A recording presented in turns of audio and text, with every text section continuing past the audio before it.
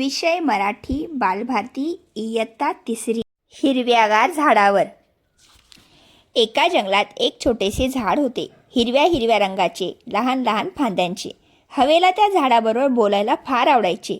चिमणीला त्याच्या फांदीवर बसायला मौज वाटायची. माकडे त्याच्या फांद्यांवर बसून झोके घ्यायची. एकदा झाडाने हवेला विचारले, तू कुठे गेली होतीस?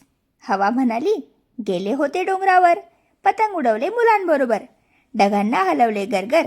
पाऊस पडला सरसर. झाड खूप खूप हसले. मग झाडाने चिमणीला विचारले, तू ग काय केलंस सकाळपासून?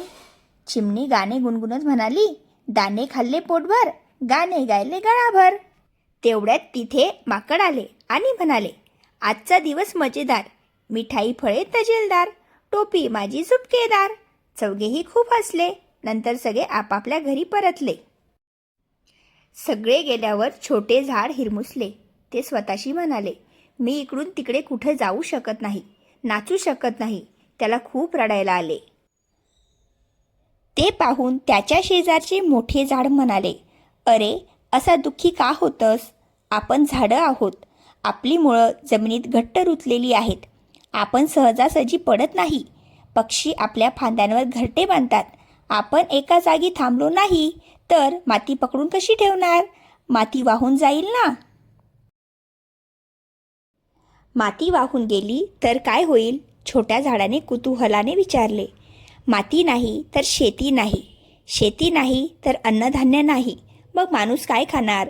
मोठ्या झाडाने त्याला समजावून सांगितले. अरे हे तर माझ्या लक्षातच आलं नाही.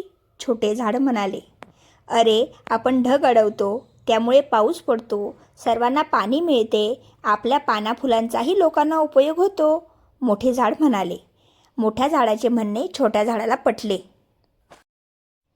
छोटे झाड रात्रभर जागत राहिले.